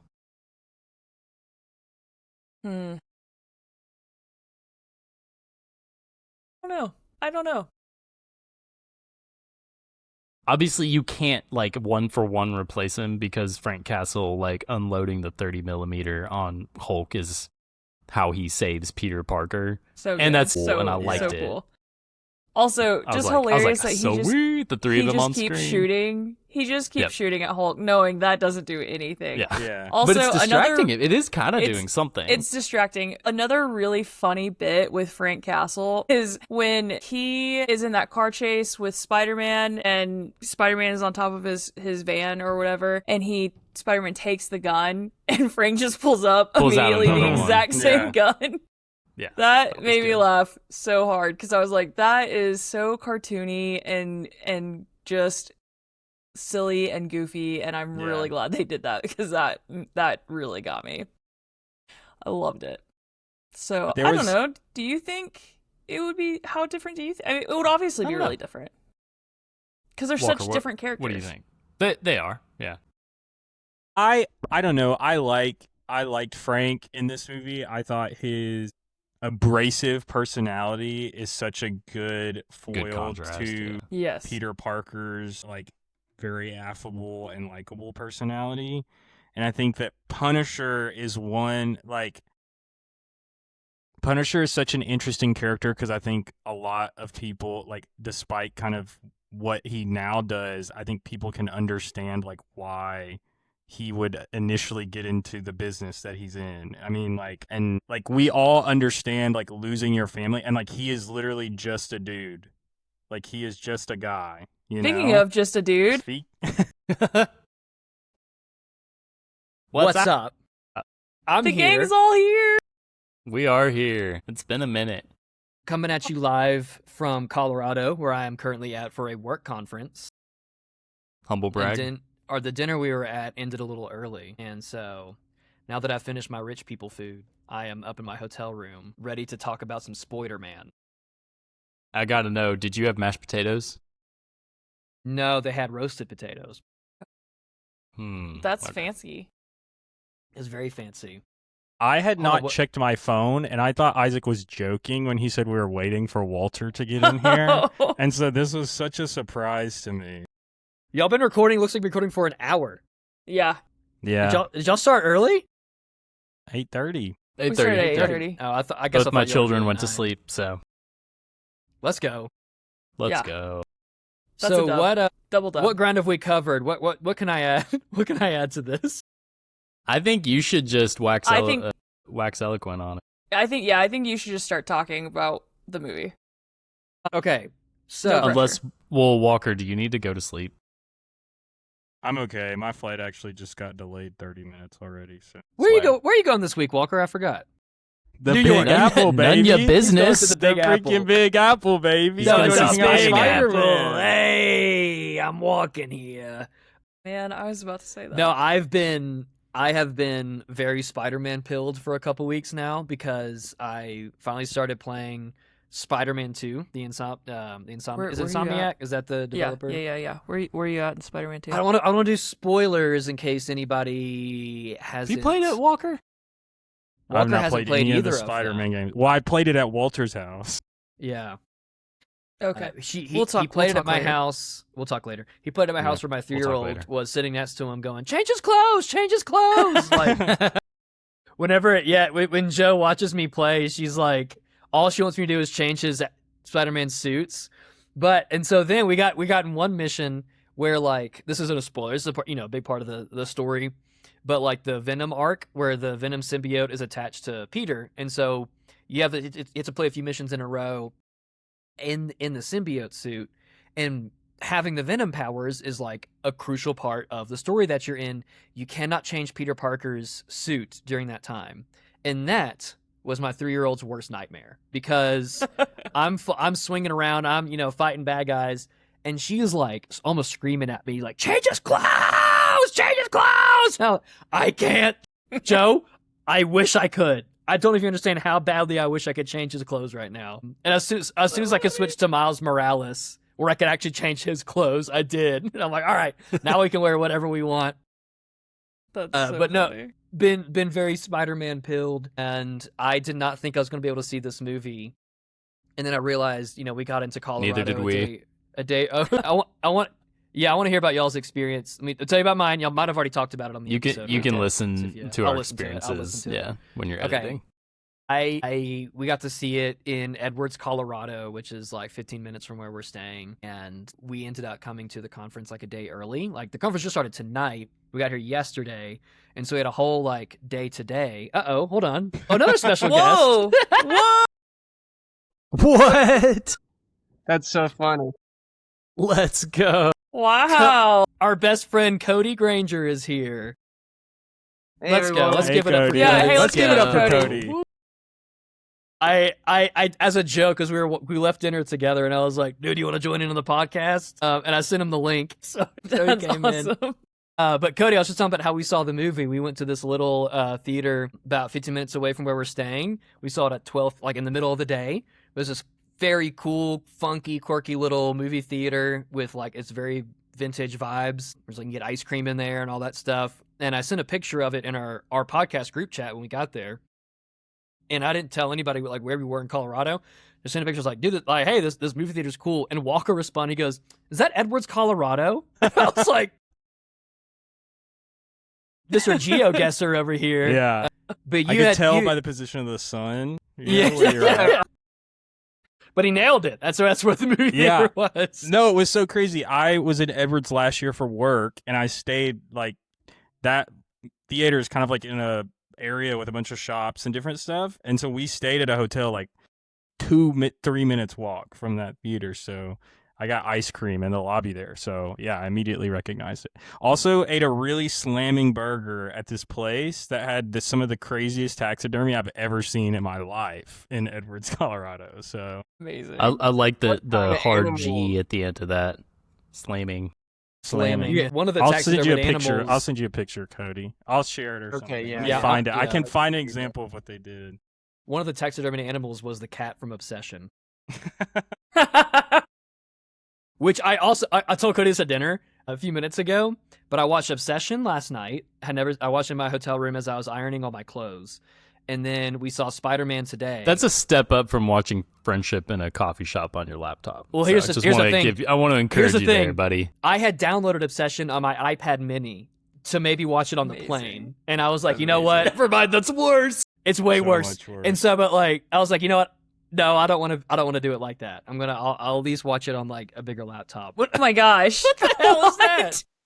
Have Jump y'all ever scare. seen one of these? Dude, yeah, that was a jump scare like I've never seen. Gosh. What is I really that? This I is- thought a sixth person was joining this podcast. Yeah, this is my friend. Walter brought his friend. I'm bringing mine. No, this is the ass of a white-tailed deer cut off, flipped upside down, and then they put a face on it. And they had a couple of these at that restaurant. I Wait, ate this that is- really good burger. I at. thought this was a meme at first. This is No, real. This is real. Original. I look up deer butthole taxidermy face, and that's how I No. found it. you described that incredible. perfectly. I would have not have guessed this. This Yeah. is definitely Yeah, no, really that- interesting taxidermy. I would have, I've never been able to create that visual in my head without that. So that was, Yeah, you that was delivered good. it. Yeah, if you're listening, just delivered. Google deer butthole taxidermy face and go to images, and you'll find it. Do that in an incognito But window. not- so but it's don't not do it on so- your laptop. Yeah, don't do it on your work laptop. Or Let's see do. what I everybody's mean, watching what's you. what's gonna happen? Just own See it. what happens. Can I Make tell you? decisions in your life and stand by them. We Yeah. have these community forums through our work web and our intro web, and there's a group for coffee people, and I posted about these beans. This was like 2 or 3 years ago. I posted about these beans that I had found that were really good, and I was like, here's these beans that I like. Hope you bastards have a great, beautiful weekend. And I got an email from HR like an hour later that said, we all thought it was really funny, but we do want you to go and change this word because it will Here's the probably thing. offend some people. And I was like, okay. So Thing. You can't say we all thought this was funny and then say, but you gotta change it. Yeah. Hey, did you all Yeah. think it was funny or did you want me to Yeah. change it? Because those are two conflicting commands. 100% hit Yeah. rate, not Yeah. changing it with HR. I I want to hear what Cody and Walter thought about Spider-Man, but I have to tell a story that I have that's like lingering in the air that HR still doesn't know about. Please. And hopefully, Fernanda, I hope you're not listening to this podcast right now. I don't think you are, but I really hope you don't. At our conference, I was hanging out with everyone after the conference was done, and they're like, oh, we should watch a movie together, and we're trying to figure out what movie to watch. And I was like, well, you guys know there's this great documentary series on HBO called Neighbors. And it's like these short episodes, and it's really fun. So I thought we'd watch one episode. So I picked episode 2. If you've seen that show, I picked episode 2. Everyone loved it. They wanted to watch the rest of it. Is that the one with the hot tub? Yes. It's the hot gay old men in the hot tub inside their living room. Absolutely awesome. To you, I have never heard of this before. On the plane trip here, the guy in front of me was watching that. He was! I saw that too! Holy shit! I was like, I'm gonna have to check this out. This looks interesting, because like the title cards had the red font, and I liked it. So I was like, I'm gonna have to check this out. That is so crazy. That's hearing crazy. About it now. Well, okay, finish your story. You'll hear a little bit about the last episode now. So we get to episode 6, and I tell everyone, okay, guys, we might not want to watch this episode, because I'd seen all of them already. And they're like, why? Why would we not watch this? I'm like, well, this episode, usually each episode focuses on 2 different stories. This one focuses on one. The whole episode is about this one old man. He lives in California. He likes to work out in a yellow thong. But the way he works out is by running around his neighborhood. No. And he's like an old man, like 80 years old. And he's wearing a yellow thong. So his neighbors all hate him. They were trying to like institute laws so he can't do this. Yeah. They're going to the civil authorities about it. Yeah. HOA. So he decides, I need to go somewhere where I'll be accepted. So he does a trial run of living in a nudist community in Florida for like 2 weeks, and they don't censor anything. And this old man's walking around naked. And let me tell you, there are no young people that live at nudist colonies. They're all old. So they're showing hog after hog after hog. So I explain this to my coworkers, and my coworkers go, that sounds interesting. Let's watch it. No. So I sit there with 6 of my coworkers, and we watch episode 6, The Neighbors. And I was like, you guys can never tell HR that we did this and that it was my idea. I tried to tell you not to. In the words of Tim Robinson, you should be able to watch a little porn at work. You should be able to watch a little porn. Great pull, Isaac. That was so good. Yeah, that was good. Okay, so I want to finish saying this. So when Cody and I were at dinner just now, I watched Obsession last night. Could do a whole another. I know you already did an episode on that way back when it came out. I could do a whole episode on that because I have a lot of thoughts. And then I saw Spiderman today. And so I looked at Cody and I said, I watched more movies in the past 2 days than I have in the last 6 months. Yeah, I'm on a tear right now. I think I'm gonna do a lot more this week. Cinephile. Yeah. Oh yeah. But real quick before you jump into y'all's discussion of Spider-Man, I was gonna say, when you said they're just showing hog after hog, that reminded me that my buddies that I saw the movie with. Well, yeah. Where's this going? Mitchell and Steven. They're both medical doctors. Steven's almost a medical doctor, but we always joke. Well, specifically with Mitchell, it started whenever Indiana Jones came out. You know discussing film, and then the parody disbussing film. Disbussing, yeah. They posted, like, for Indiana Jones and the Dial of Destiny, they posted as like a official movie announcement that was actually a parody. It said Indiana Jones will hang dong in the Dial of Destiny. And it just like that phrase. That phrasing is always just like not funny. So it just like popped up for every new movie. So Mitchell and I always joke about that. And I'd forgotten about it because like there's all this stuff that's been going on in my life recently, and I haven't seen Mitchell in a couple months. And we're walking into the movie. He goes, "I wonder if Peter Parker's gonna hang dong in this movie."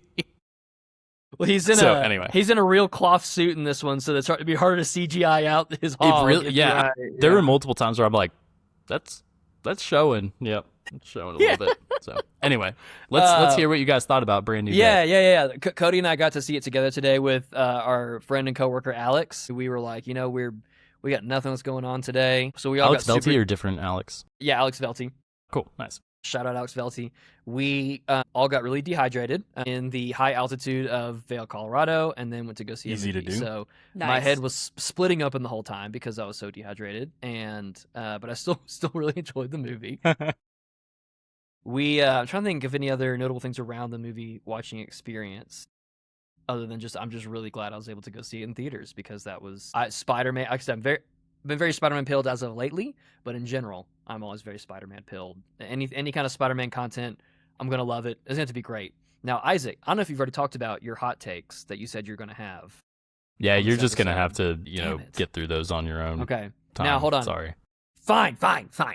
Cody. Yeah. Cody, We haven't done the last thing on our agenda. Go ahead, Cody. We're all 5 of us are gonna rank all 11 Spider-Man movies together. Let's go. Okay. But after Cody what are your shares his thoughts. what were your intermediate thoughts? Intermediate? First, Immediate. 30, 45 minutes, I thought was like a perfect Spider-Man movie. Like, it was so good. I was so interested. And I thought it was great overall. Long story short, I thought it was good. But yeah, the second half, there was some parts that were, maybe were a little slower, I guess. But the first act or whatever you call it was so good. Like the montage of him fighting Tombstone and like all the old characters was so good. What else? I liked his suit in the last one, which I don't really know what happened to his old suit. What happened to he doesn't have the tech anymore. Did Thanos he lose snapped, it? bro. Like the suit, the hybrid suit or whatever? The one that Stark gave him?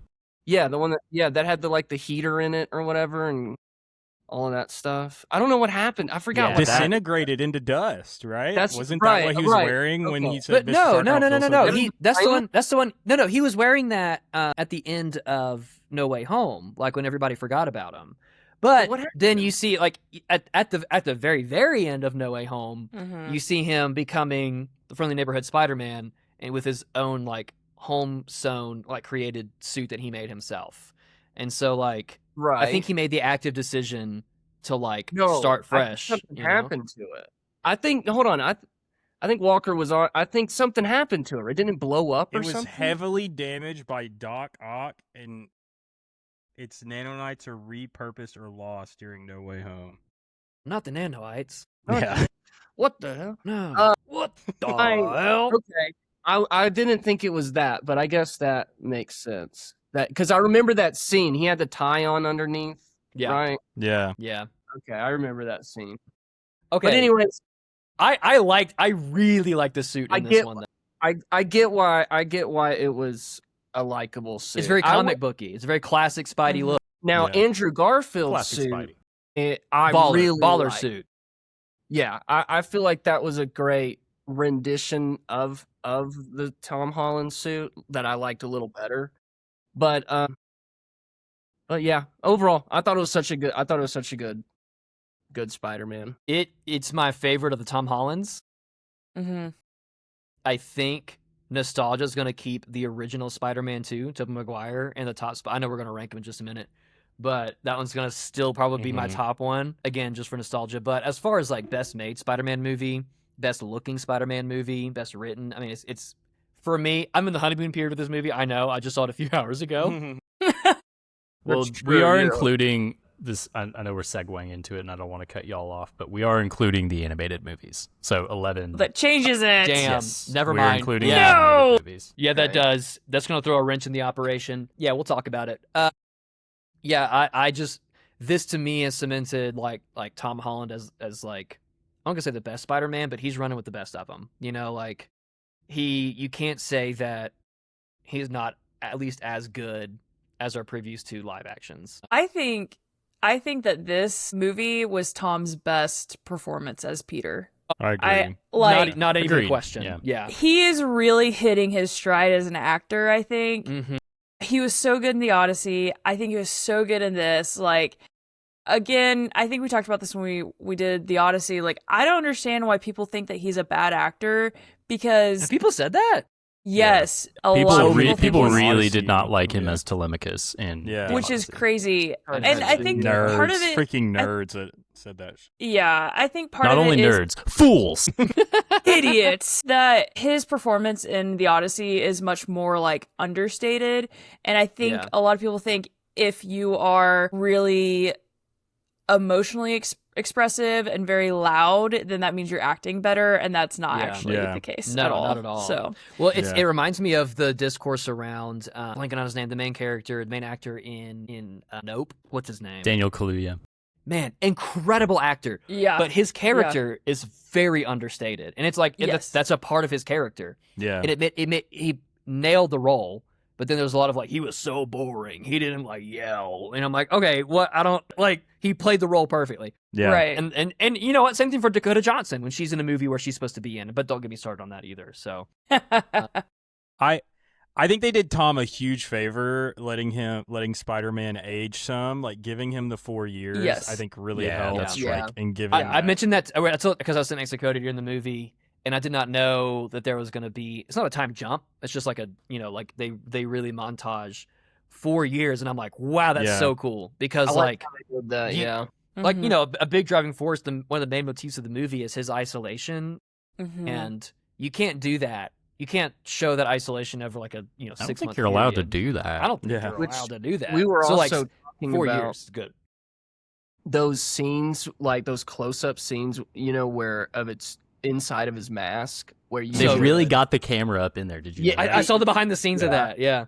that also just was like felt like such an isolating shot, like Mhm. it was such a cool. And there were just a lot of like over the course of the movie, as he like reconnects with his friends or whatever, a lot of like, do you even know who you are? Like, can you see through behind your own mask? Yeah. And like, just such good like the pacing of it and the like characterization throughout the whole thing, where he realizes the importance of that.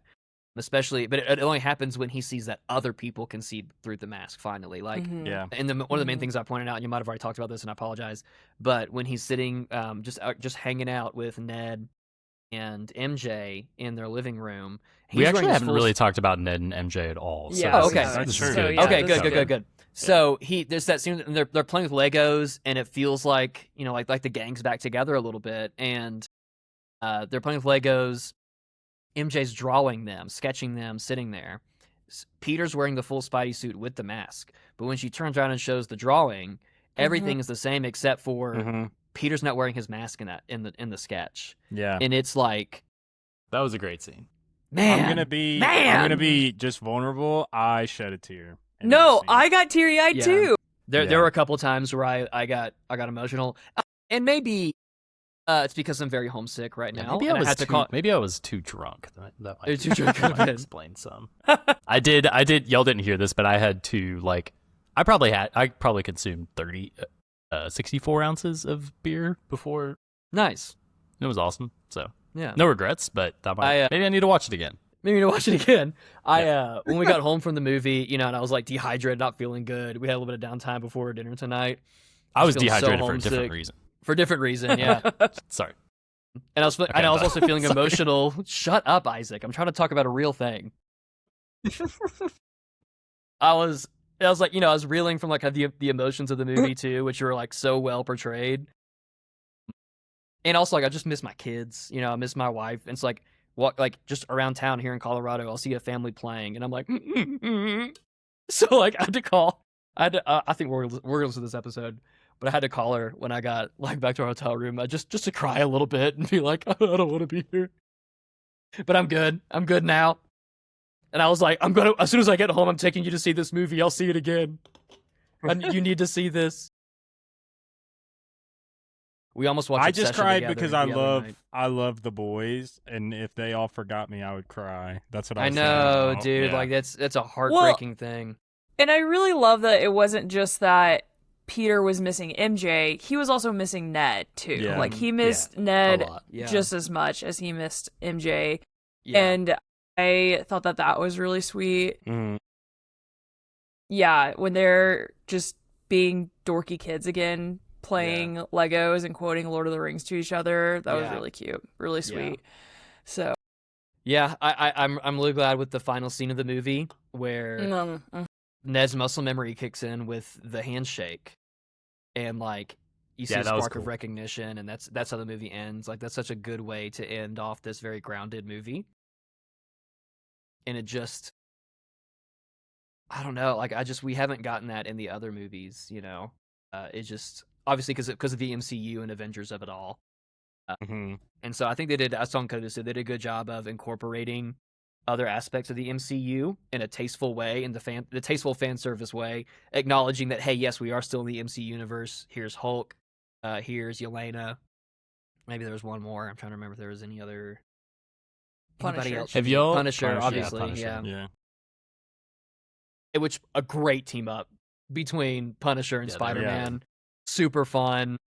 Love the hospital scene at the end, like where you can see them laughing together and like really cool. And they're buds IRL too. They've been friends for a long time.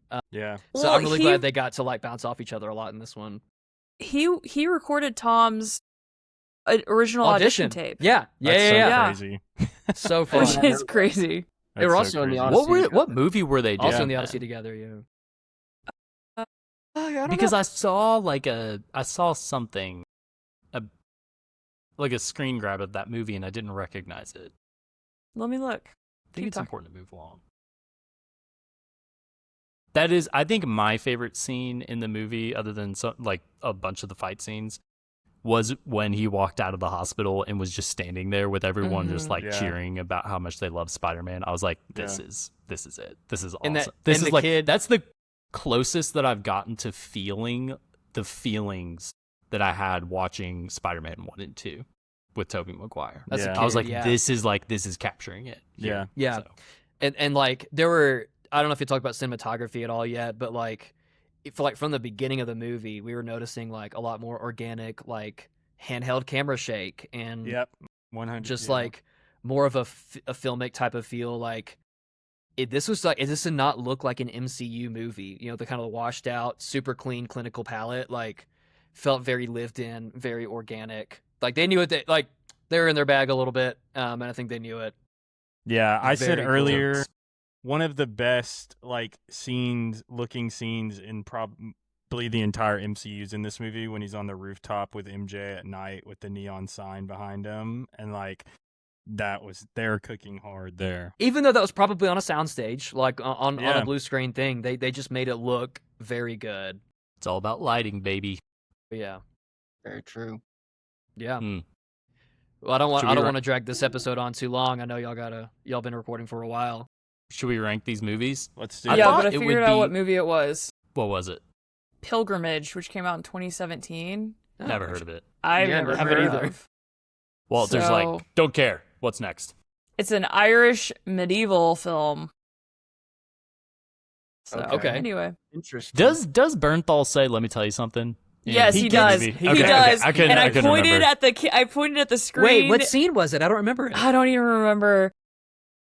Let me tell you something. Maybe it was when they were in his ship or something, and he says it to Peter and MJ. I don't remember what it was, but he does it. I missed it. Man, yeah. He does it. I know. I can't remember which one it is, but because all somebody has to do is just say John Bernthal's name around me. I'm gonna start rubbing my head and going, "Let me tell you something." Sorry, I had my AC running this whole time, Walter, but I forgot. Don't care. Next, let's start at the bottom. What do you guys think is the worst Spider-Man movie? Let me see the screen a little bit better. The movies. I already know. I mean, let me see the movies. Sorry. Whoops. Hold on a second. I mean, I have there's one Spider-Man in particular I'm thinking of. Okay. Say it. All right. Say it. But hold on, because I think you're going to say what everybody else is going to think. I'm going to hit you with a curveball first, and then... Okay, you're probably wrong, but let me hear it. Okay, that's fine. The Amazing Spider-Man 2 is going to be number 11 for me, at the bottom of the list. I would vote that as well. Who else? Wow! Yeah, look at us, Isaac. That one's pretty bad. That's with Electro, right? Yeah. And Harry turns into Hobgoblin. The new Green Goblin. Yeah. Wait, and hold on. There's a pivotal plot point in that, and Mary is it. It's not Mary Gwen. Jane. Who's his love interest? Gwen. Yeah. And it's literally she like dies? No, I'm just kidding. it's literally just like, you know what? Let's add a scene where like he wins, and then actually this other guy comes in and kills her. It's like this is the worst conclusion to any movie. And it sucks because I love Andrew Garfield so much. Yeah. Well, and The Amazing Spider-Man 2 looks amazing. It looks so good, but it is like just the most insanely like just it's just horrible writing and screenplay work and like what is going on. So yeah. Well, and bad character design with the main villain. He looks like shit. Oh yeah. I kind of like the part where he gets his powers and the electricity fills the gap in his teeth. Come on, man. What are we? That was kind of dope. Yeah. You like that? Hey, I think if I like get Jamie powers, Foxx in this Remember movie. that about it? I don't remember. I don't remember. It like zooms in on that shot as he's like transforming or whatever. That movie's so old. I haven't seen it in so long. But that would definitely. And you're so old too. Your memory's getting bad. That's true. Was I don't even know. I don't even know when that movie came out. I don't remember. Like 1993. Which one? That was Amazing Spider-Man 2. Yeah. That was Blade, where they have to CGI him opening his eyes. Yeah. That's right. 2014. Yeah. Okay, 2014. Yeah. And then Amazing Spider-Man was 2012. Okay, number 10. I'm unsure on number 10. I'm open to other people's thoughts here first. Do y'all want to know my hot take? Yeah, hit me with it. I would put Brand New Day here. That's your. You think Far From Home is better than Brand New Day? I think that. Let's see. Isaac, you need to reset your computer. I think you are just. Hold on. What about Spider-Man 3 here? I would do Spider-Man 3 and then Brand New Day. Nope, Spider-Man 3 is ranking higher for me, and I'm going to tell you why when we get to it. Well, we're at it because higher than Brand New Day. Spider-Man Brand 3 New too. Day. There's no way Brand New Day is the second to worst Spider-Man movie. I agree with that. I agree. I also agree. Okay. It's with not that. even the worst Tom Holland Spider-Man movie. Yeah. No, Okay. What Okay. the hell are you on? I was a little off. I was gonna put. This is exactly you guys have no idea how good of content we're getting right here. What I would put between it in no particular order would be Amazing Spider-Man 1, Spider-Man 3, and Far From Home. Okay. I'm going to hit you with Far From Home being number 10 out of 11. I could accept Far From Home being better or worse than Spider-Man 3 because there is some awesome stuff in Spider-Man 3. I know. Spider-Man some really 3, awesome stuff. Here's what I There's told a Cody lot of earlier horrible today. stuff too, though. Well, hold There's on. some bad Here's what I told stuff Cody in it. earlier today. Go ahead, Cody. It's just so much more egregious than what's in like. That's true. You know. I mean, Then wait. I want to hear. I want to hear what Cody I like said. the Black Spider-Man too. I like the symbiote suit. It's not enough. It's not enough. And no, it doesn't carry. I in agree that with angle. Cody. But here's what I'm trying to say. If you watch Spider-Man 3 going, I'm going to watch a comedy right now, it rips. Okay? That's right. You did tell me that earlier. And it's funny to hear it like that, but I'll put some serious thought into that notion. Approach that movie as a comedy, and it climbs the leaderboard. I just want to again shout out my steelbooks of Garfield and Raimi. Very cool. Yeah, nice. Those are good. I like how you name the actor who plays Spider-Man Yeah, and sorry. the director. Garfield and Maguire. That's what. Yeah. Sorry. Whatever. Yeah, good call out, Olivia. I just think it's funny. What do you guys think about Amazing Spider-Man? The first one, Going I to 10. really like the first Amazing Spider-Man. But if we're having to pick a number 10, can we land on number 10 first? That's what I'm saying. At number 10, I would Can put someone Amazing silence their phone? I think that was Cody. Yeah, that's because me. Alex just texted me. I'm sorry, Cody. I really thought it was Walt. No, I never have my phone. You can say whatever you volume want, on. Olivia. Either, yeah. Number 10, I would put Home Amazing here. Spider-Man. I Far would From put Home? Amazing Spider-Man. I like Far From Home.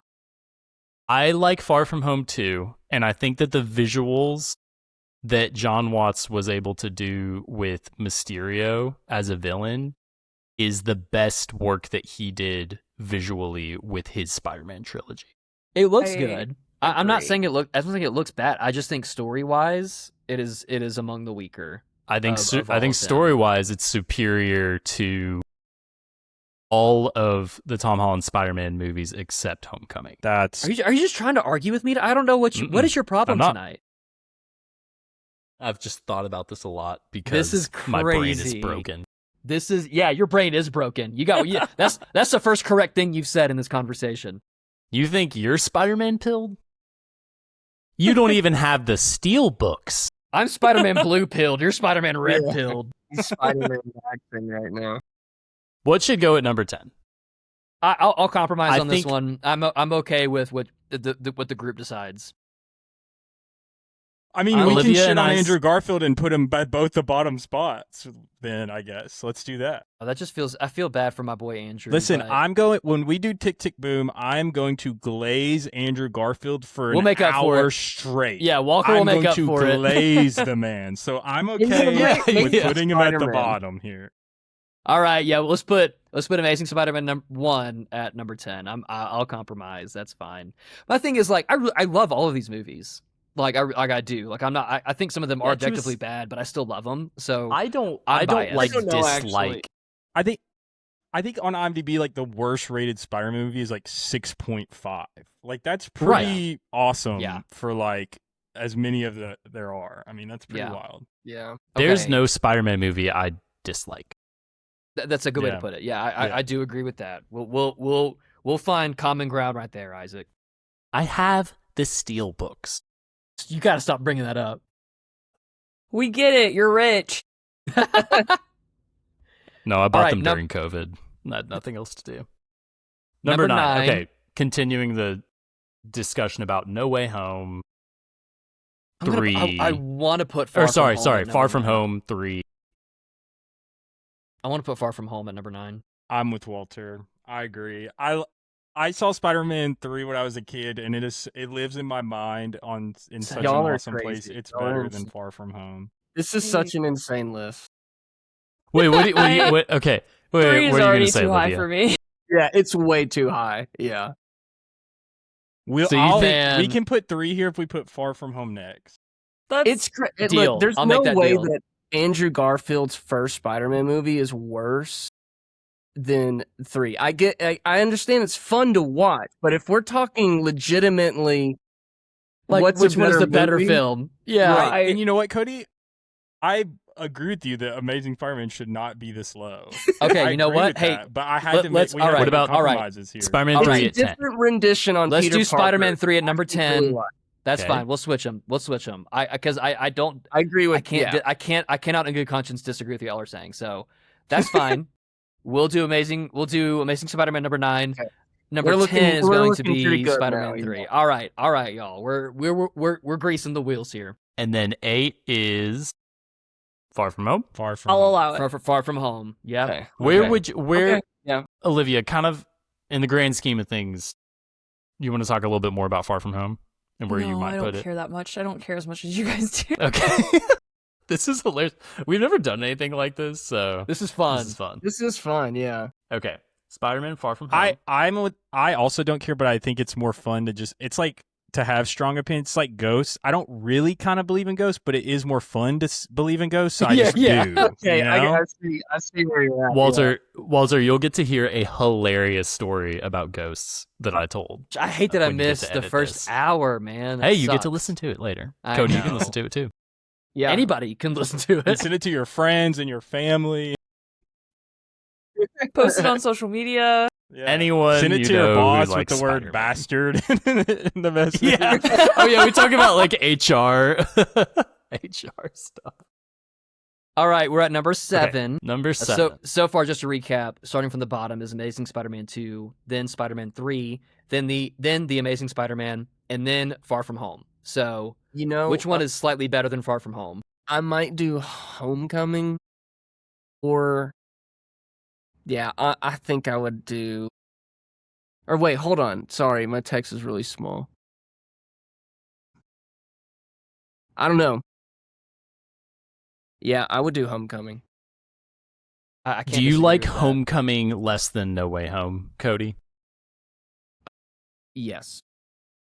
I'm with Cody I just on think that too. No Way Home was just like really nostalgic. I think there were No Way Home felt like an event. The highs that you get in No Way Home are kind of unbeatable.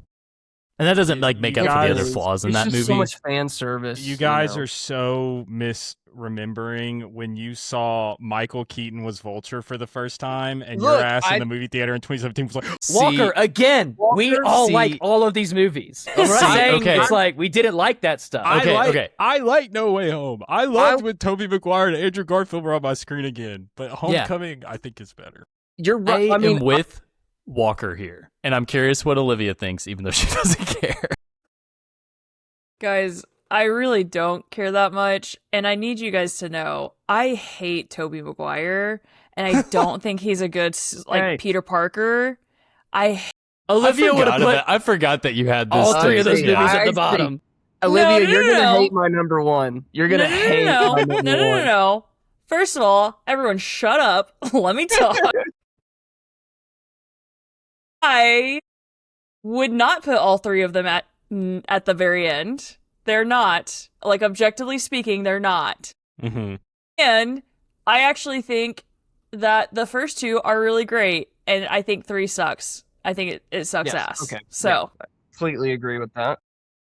So okay, so where we're at right now. Wait, even though you don't like Tobey Maguire, the first two Tobey Maguire Spider-Man you think are among the best.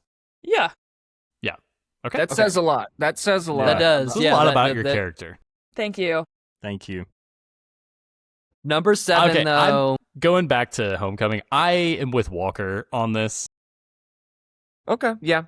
There's some cool things in Homecoming. There's this one scene where he like the wings come out. He's using like the webs. Y'all remember all the different like web combinations? Because he unlocks the full potential of his suit, or like Ned does for him or something.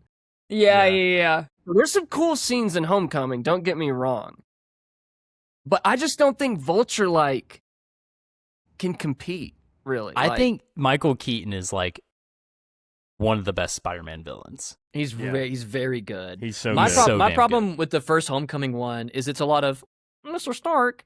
Oh, I'm sorry, Mr. Stark. Mr. Stark, please. A lot of that. Yeah. It's a lot of A New Hope Luke Skywalker. You know what I mean? Like, I was gonna go blast the droid. You're like, all right, dude, shut up and do your job. Walter's like, this movie's too much like one of the greatest science fiction movies ever made.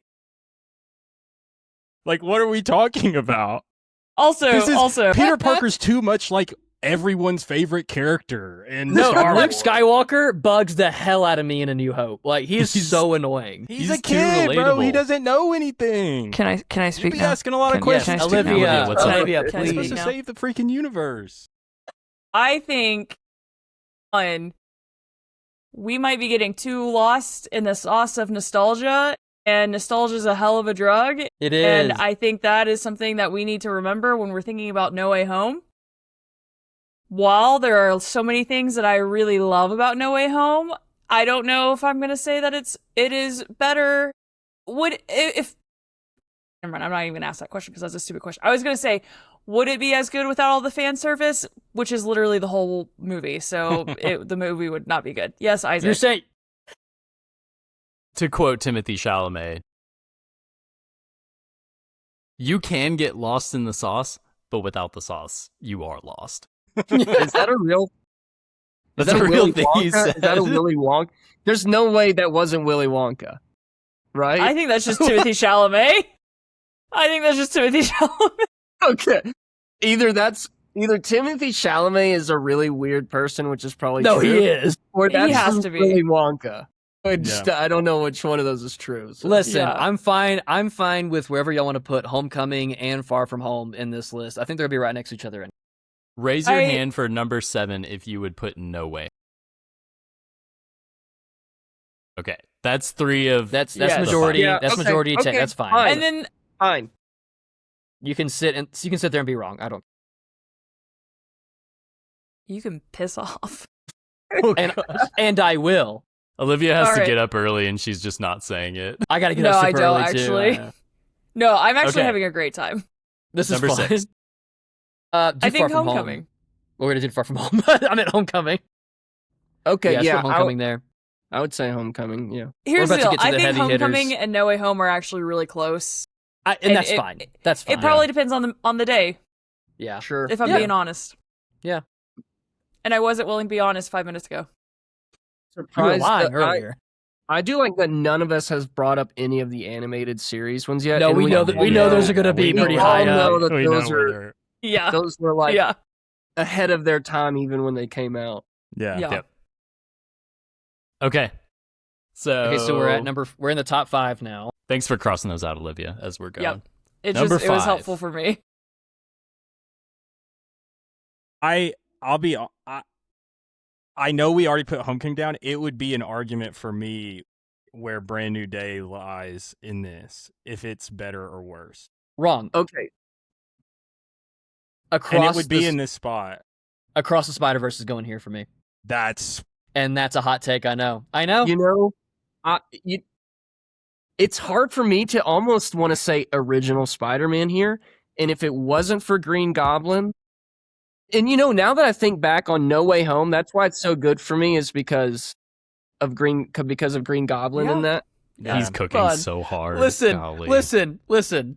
Y'all keep saying things like, if you take this thing out of the movie, it wouldn't have been. I'm like, yeah, you mean if you take It's out one in of the the main movie, plot I know. points? Yeah, I don't know what you mean. But that's Why I didn't say it. That's why I was like, that's a dumb thing for Okay. me to say, Well, Walter. I think a lot of good features, a lot of good aspects of them. Okay. Let's take a different tack because I forget who it was, maybe Walker. Let's talk about Brand New Day here. I think this is the right time to talk about like where Yes. it should go. to me Because you have to confront. All of us have to like confront our recency bias. It is. It's a yes, recency and bias, for sure. It's not better. It's not better than 1.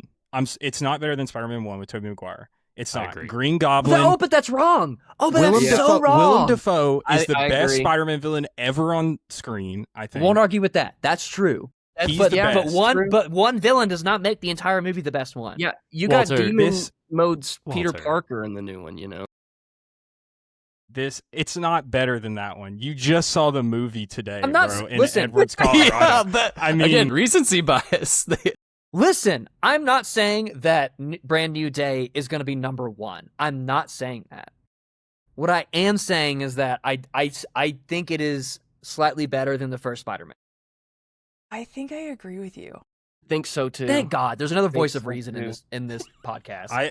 I think that is insane. I'm going to be honest because number 1, the emotional level that I get to when I see Uncle Ben die in Spider-Man 1, Tom Holland's never gotten me close to that ever in any of his. And I got emotional in Brand New Day. Does not get me close to Uncle Ben. The scene where Peter Parker goes to get revenge on the man who killed Uncle Ben, incredible. The wrestling scene, one of the most iconic spider suits of all time and will always be. Spider-Man Absolutely gets awesome. a little homophobic. We love that. Sign of the Hilarious. times, nostalgia. Yeah, a little time Sign of the capsule for time. you. There's, and then to have all Danny of that Elfman's with score? the best, with the best Spider-Man villain performance ever. I'm not putting Brand New Day above that. Okay. Cody, As much go as ahead I and then liked want to it. respond to Walter. Okay, Especially here's like what it is. Here's I think why I'm thinking it's better. I'm ready to like a new version of Spider-Man where it's not just this original story of he gets bit by the spider in high school and all of this. I'm ready to like a something else and give my attention to that, and I think that's why I'm leaning towards it to being the reason that you're ready to like something else, Cody, is because because Spider-Man 1 is so good and was such a cultural moment, I agree. and that's what we all think about. Okay, Because there's Look, there's I've a billion evolved stories just like for Spider-Man in Brand New Day. Okay? Yeah, that's right. Nice. You mutated. Nice. You've mutated. I think Cody literally just described recency bias, by the way. Yeah. I think he described No, hey, hold on, Isaac. I've been trying to respond to Walker for a minute. Hold on. Let me respond to Walker. Yes, I want to hear what so chaotic. It's amazing. Walker, you've convinced me, actually. And I'm being you. for real. Damn. You laid out the plot. When you laid out the plot, because you know what? It's been a while since I've seen that one. And you laid out the plot points. You reminded me of the different beats that like really hit. I think I'm on your side now. Thank you. I want to. Yeah. Okay. Good. I don't have to say what I was going to say. So at number 5. Anyway, you coward. No, because I think it could undo all the progress that we've made. Yeah, that's fair. Now I really want you to say also it. agree to disagree. I'll say it later. I think you're probably right. Walker. You're probably right. So at number 5, I'm nominating Spider-Man Brand New Brand New Day. That's fine. And I want to specify again, like I think all of these movies are really at least fun in their own ways. Yeah. I think Brand New Day is incredible. I think Brand New Day is very, very good. But if we didn't have these last 4 movies we're about to talk about, it would be higher up. But fortunately for us Spider-Man lovers, there's even better Spider-Mans. We're not ranking Superman movies, you know? Like, we're ranking some of the there's best huge Superman gaps movies ever. So. I will say what I was going to say when the first Spider-Man gets placed on the board in our rankings.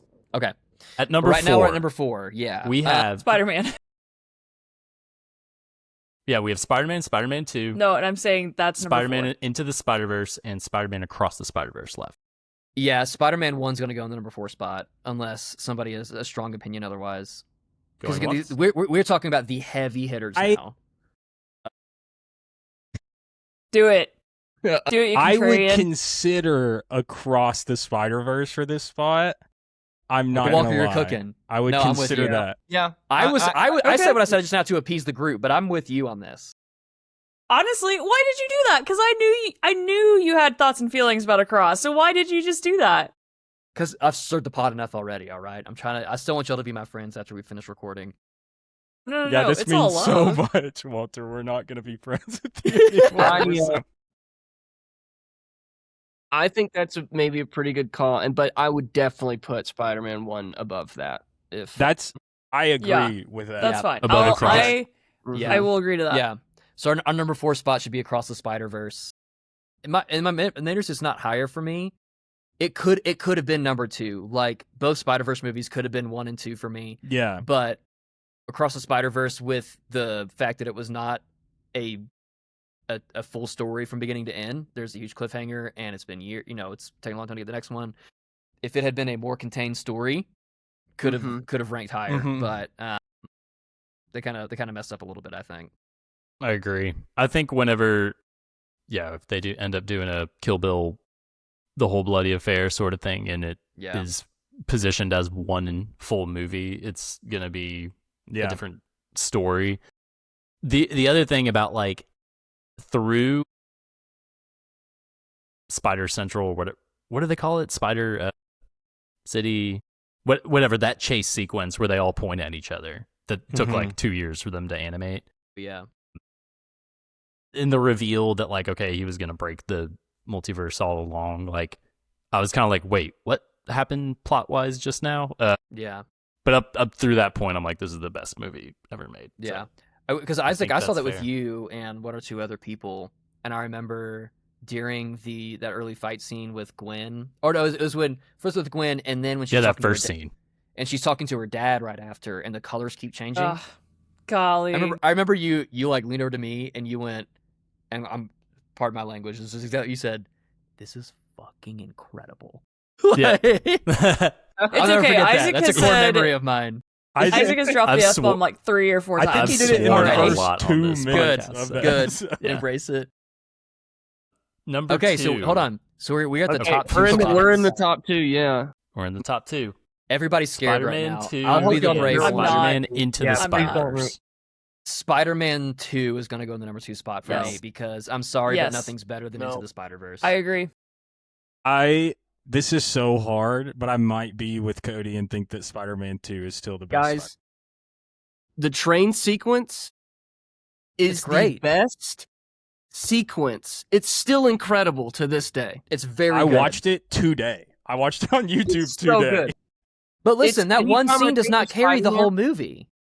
It doesn't have to. The rest of the movie carries the rest of the movie. The rest of the movie is still very good. I'm saying is it does not carry it to the number one spot over Into the Spider-Verse. I'm sorry. It just doesn't. Like, Into the Spider-Verse is phenomenal the entire way. It does not let up. Sure.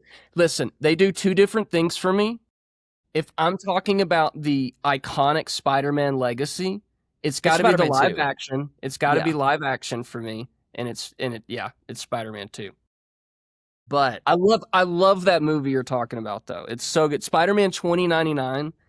As a kid, that was in Across the or Spider-Man. that was in the first one, right? But all the other like multiverse Spider-Mans is so cool. But and that's why I think the first one I think is good. The train sequence is incredible. I think the sequence in the Spider-Verse, the What's Up Danger scene is better than the train scene in Spider-Man 2. Like, that carries more weight than the train scene in Spider-Man 2. But again, the whole movie around it is still just phenomenal the whole way. The animation, I mean, is like, yeah, I agree. It's I've never seen anything like it when it came out at the time. I do, but, man, sorry, was someone saying something? That was done. I think, Cody, I think that the way you phrase it in terms of they do different things is the important way to really frame both of these, because it's not like we're ranking Spider-Man and Spider-Man 2. Yeah. They're very different tones. I think that Spider-Man Into the Spider-Verse appeals to some sort of sensibility of youth. Yeah. And Spider-Man 2 appeals to some sensibility of being an adult and just being like, I am just fucking up constantly, and I don't know, like, I can't make anything work. And I think that's why like Spider-Man 2 resonated with me when I saw it, because I felt this sense of like, oh, he's just like, he's doing his best and he's still not, and he's Spider-Man, he's still not making it work. Yeah. And I've been there. And I think that's why I relate to that a little bit more in terms, rather than, you know, what Miles is going through.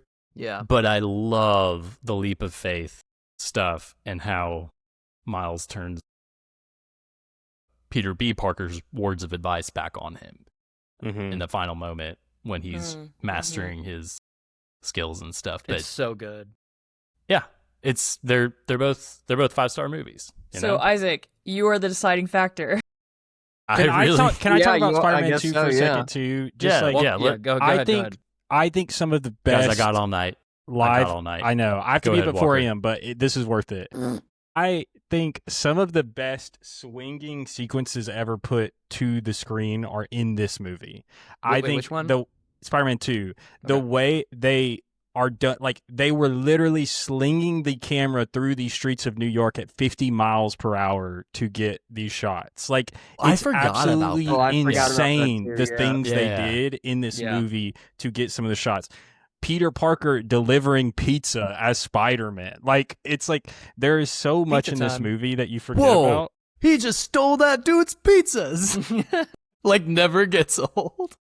Yeah, there's a lot. When he swings off the clock tower, like, there's so much stuff that is so awesome about this movie, and that I absolutely love.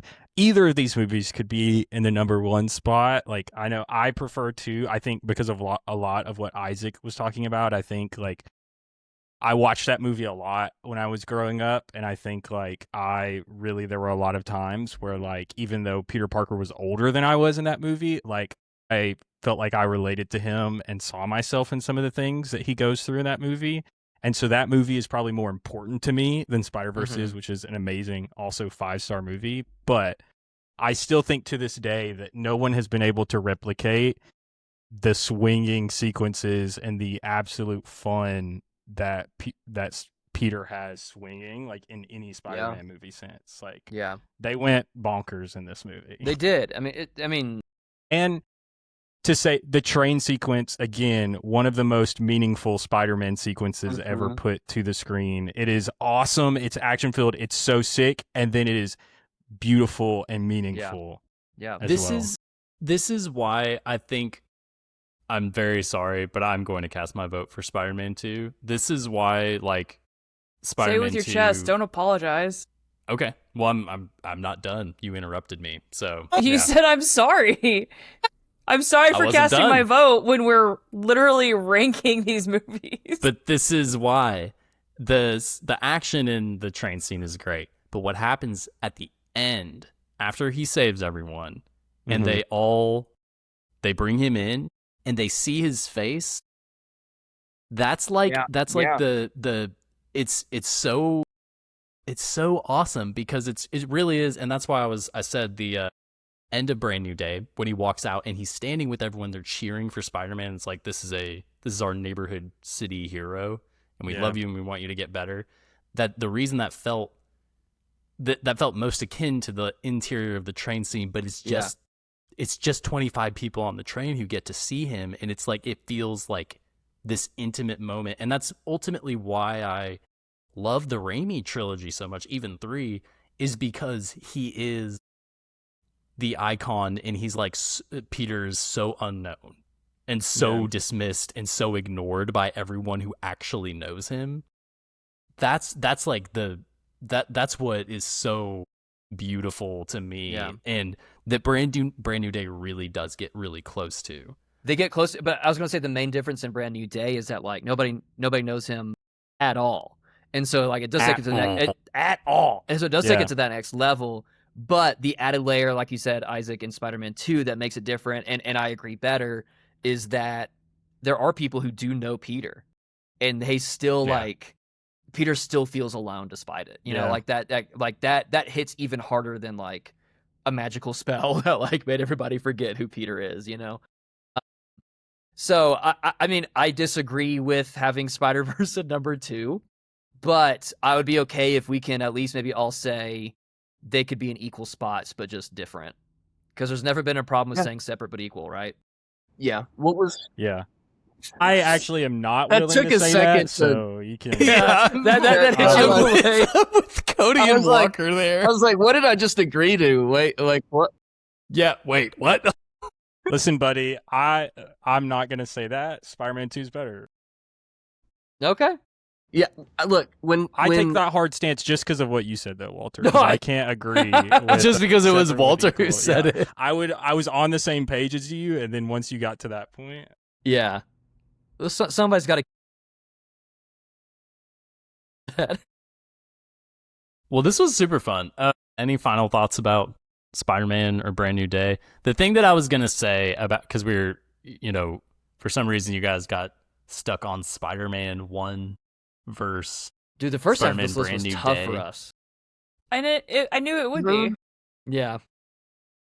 So the thing I was gonna say, and that you'll get to here if you listen to the whole thing, Walter, is just that my big problem with Brand New Day is that there's just a significant villain problem, and that they spend so much time kind of establishing Jean Grey as a character inside of a Spider-Man movie, and that feels like the most. It's like, and it's not even like Sadie Sink does a really great job, but it's not. She's really not given a ton to do, and so that was my whole problem with it. You can feel the disinterest. Like I feel in my gut that it was a MCU Disney Feige prerogative. Like, you have to launch Jean Grey. It could have been, and I don't think I disagree with. I know we got to wrap this up. It's been 2 hours. I don't disagree with that. I still think they did a great job with what they had, and to make Jean Grey, and of course Sadie Sink's incredible. Did a great job. It would have been, if we had this really grounded Spider-Man story, it would have been really cool to see a very classic Spidey villain that we have not seen on screen. I'm going to pretend the Craven movie doesn't exist and say that. Yeah, that's why we're not including Morbius. Yeah, we're not even including the Sonyverse stuff. Yeah. But if we had like a Madam new as much as I love the one. Venom movies. Yeah, Madam Web, yeah. If you watch it as a comedy...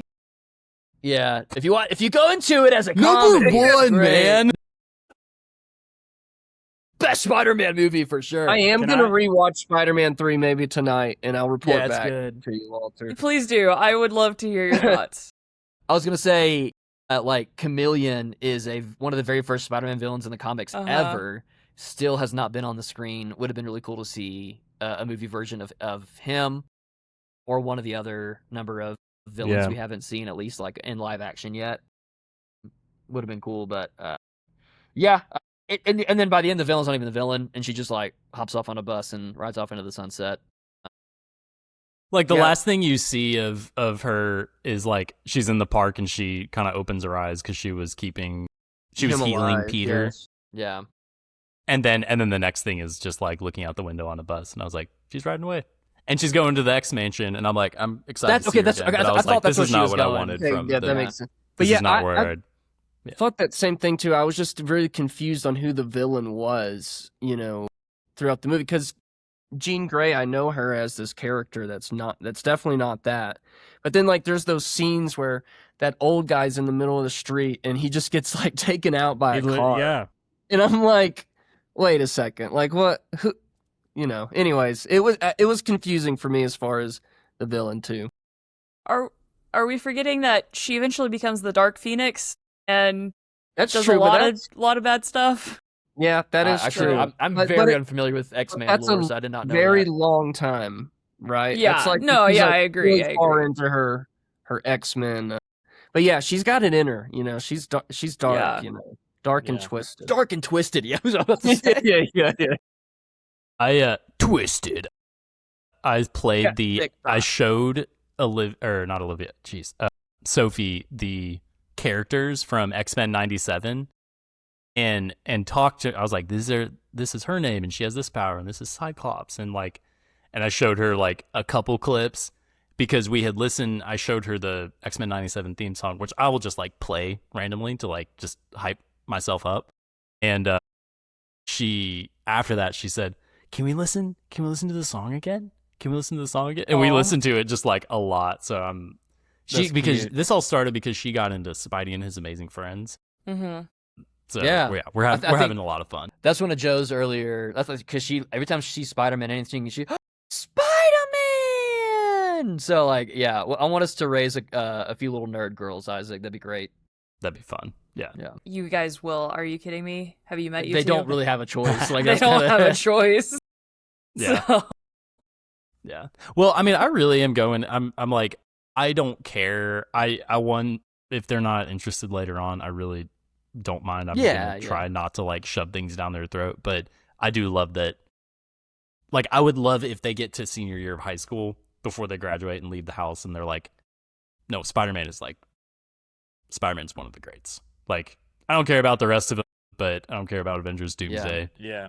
But Spider-Man is always going to be one of the greats. Spider-Man kind of ascends nerd culture into like everybody loves Spider. Everybody has something to relate to, like in Spider-Man. That's what makes it so great, and that's why I get emotional just like in almost any Spider-Man movie, because it's always going to hit even the worst ones, like Amazing Spider-Man 2 at our dead last on our list. There's still moments in there where Andrew Garfield's just bringing it, and like it just I think that's the one where he's on the crane and he does the slingshot through the crane. Dude, it's so sick. Yeah. It's so sick. I will say before we get off here, my favorite Spider-Man suit is the Amazing Spider-Man suit. Okay, from it looks two. From one. It looks it's really amazing. Cool. I love it looks sharp and modern and like still kind of classical, but I love the texture on it so much. Yeah. I think it is the best. And I know people do like it too, but that's kind of an unpopular opinion. So anyway. No, it's a good one. It's a good one.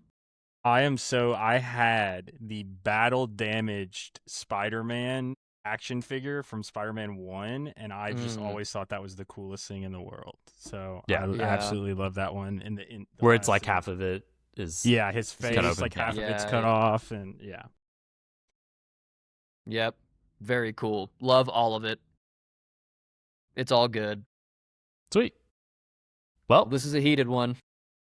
That was good. Good exercise.